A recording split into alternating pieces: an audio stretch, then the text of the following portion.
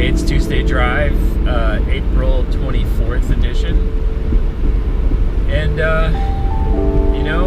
if you saw yesterday's video, the evening last night was just phenomenal. I mean, except for that just a little bit of wind. And I actually think the majority of the noise came from the wind blow, because I have a wind muff on the microphone, but I think the wind was hitting directly to the back of the microphone, and if I would have spun it around into the wind, I think it would have been a lot better. So I don't know, I'm still trying to figure that out, but I apologize if you're completely annoyed by it.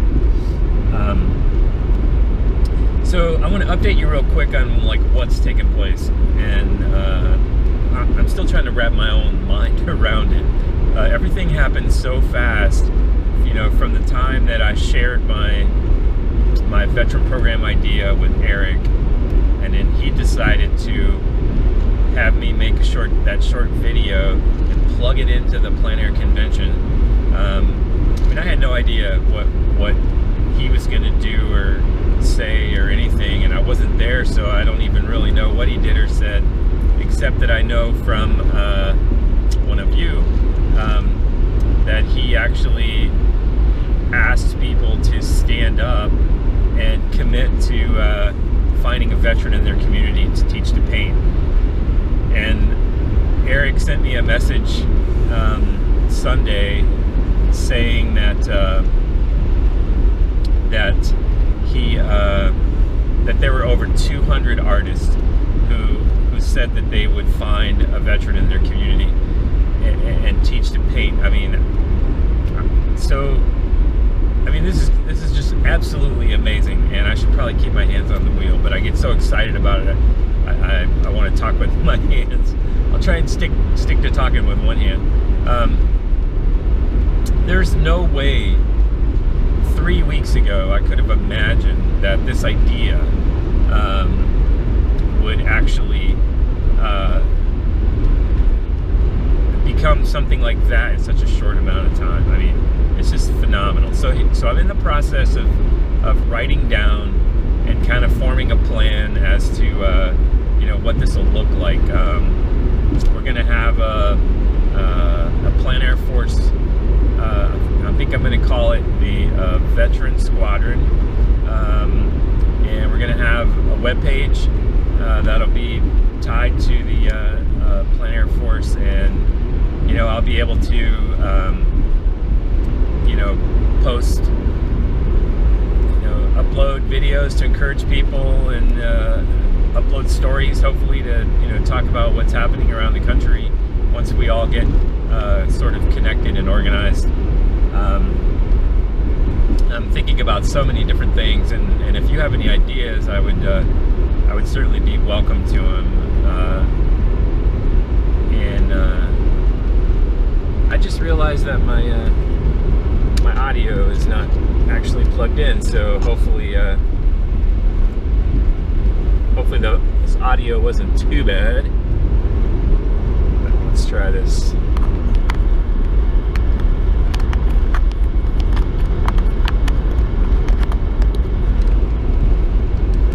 Alright, 1 second. I should stop the car for this activity. So I want to get resources together, and have at least some things negotiated so that we can, those of us who are participating, will have access to supplies. My preference would be supplies at no cost, although it seems like the gentleman I've been talking to in Gamblin, he's not on board with that yet, so it's really obvious, and but I'll work all that out, and I'm not concerned about that. I'll crowdfund if I have to. I'll do whatever's necessary to make this happen. But in general, that's the update. I'm working on the plan. I'll get it to Eric, and once I get that to him, he'll take care of the communication out to all of the various people who are participating, and then he'll get us all connected. So this is so amazing. I can hardly stand it. I'm pretty excited. All right, so what I wanted to talk to you about this week is for those of you who plein air paint frequently, and even if you don't, you may have some insights into the whole area of painting larger in the studio. This is one of the things that I've had on my list for a while. I actually met with my friend Brian Smith, who sells a number of large paintings that he does in the studio, and I met with him one day and asked him a lot of questions about how he approaches this and how he accomplishes it, and what some of his tactics are, and things like that. And I'm trying to decide if I want to work from smaller studies and make them into larger studio paintings, or if I actually want to just work from photographs and develop my paintings up from there. I can't really decide exactly what direction I want to go yet, because I've never upscaled one of my plein air paintings before. Yeah, I mean, it's not something that really concerns me.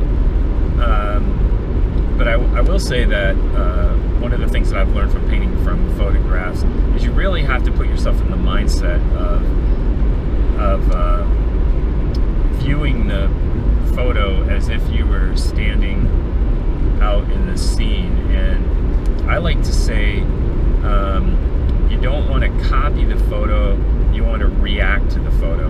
And there's a huge difference between those two things, and it's kind of it's a little bit challenging to articulate it, but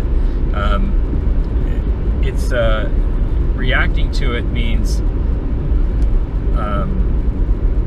just starting out. You have to approach it in the same manner that you approach your plein air painting. You just have to look at the big shapes, and you have to get those down, and then you can't get locked into detail too early in the painting, or else it'll just completely lose its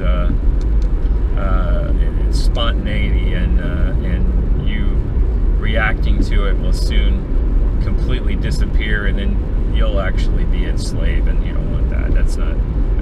That doesn't turn out very well.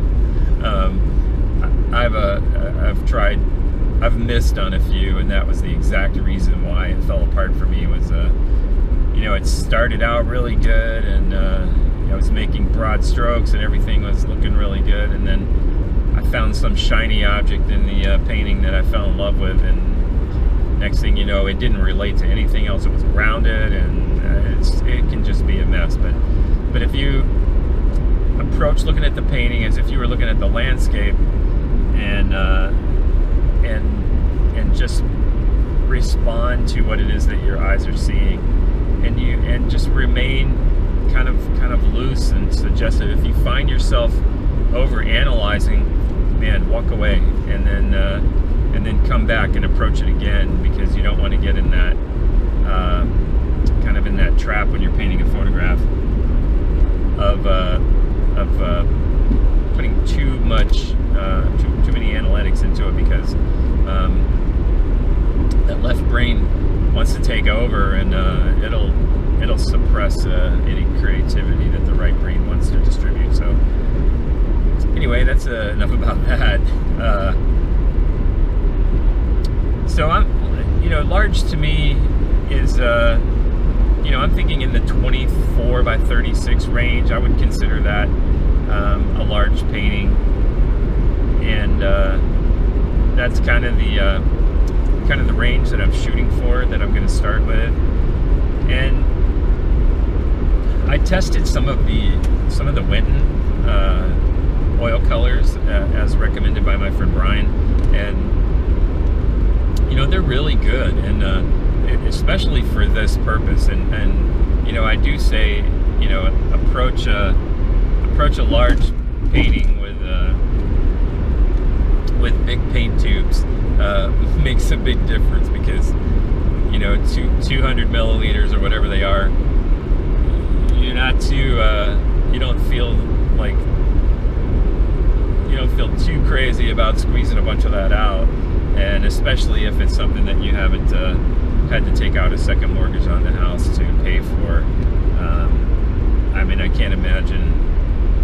Someday, maybe I can imagine, a whole pallet full of Old Holland paints and just pouring them out there and putting them on.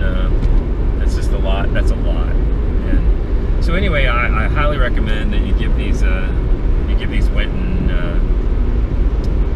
oil colors a try, and what's good about them is you can pick them up at your big box store, and here's a tip. There's usually an everyday 40% off coupon on any one single item, and that's from both like Hobby Lobby and Michael's. You can get it, and sometimes you can get 60% off one single item.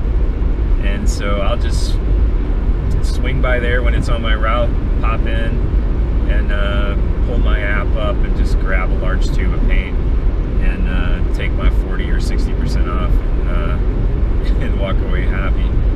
So big paint, big brushes, typically I'm working with 6s and 4s and 2s, and this is more like 10s and 8s and 6s.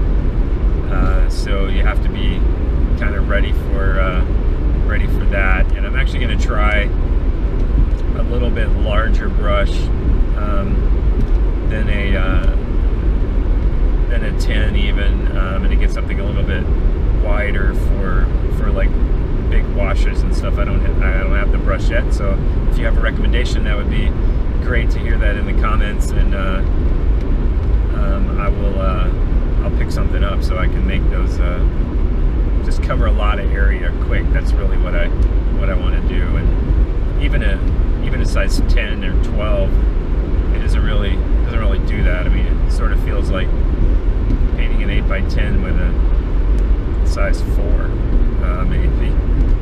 So the thing that I'm interested in really nailing down with these large paintings is I really want to focus in on compositional ideas. And I've worked through the Brian Mark Taylor Master's Mind stuff, and I was dialoguing with someone about that just this last week. It's the hardest thing that I've ever done, and I would like to say that I've actually made it through a segment and completed it, but that just wouldn't be the truth. I mean, it's I think if I was in a routine where I could get up and paint every day, or not like, I mean I can paint every day if I want to, but I can't get up in the morning and spend my whole day focused on making art. That's what I'm saying. I still have a job, so I think if I was in that kind of a position, I might be able to get into a routine where I am, doing compositional sketches for a couple hours a day, and then painting for a few hours a day, and maybe I would have an easier time working on some of these things. And but I get a couple weeks in, and then I kind of start to fall apart. When really, as he says in the video, you need to kind of work on it for 6 or 8 weeks straight every day before things really start to happen automatically. So I keep trying. I am committed to it. I really believe in it strongly. I want to be able to accomplish some of it someday, but I keep going back to it. I keep trying, and just recently kind of started working on it again. And I'll kind of keep you informed as to how that process is going. But I don't know. Sometimes you get art supplies. I'm always excited when I get a new sketchbook, and then it seems to live empty for like a really long time before I actually get down to it and start filling it up. But I don't know if you experienced that or not, but it's a little bit crazy with me anyway, and my process. So this approach to large paintings, it's my plan. Brian is a master at this, I must say, and hopefully I can ask him if I can show you a couple images, maybe some of his small work and then some of his larger work. I'll give him a call today and see if he'll let me have a few photographs that I can share with you. He's really good at painting large studio pieces that actually look like they were done out in the field. He manages to keep them very fresh, very spontaneous, and I admire that about him a lot. So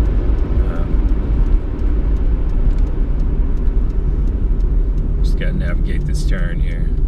You've seen this turn many times, because this is where the road gets rough.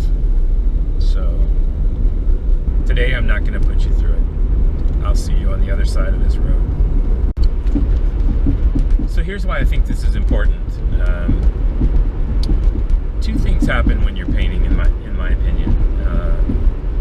You either plan for success or you get lucky. And the one thing I don't do, I make decisions on what I'm going to paint and how it's composed when I'm plein air painting, like really quickly.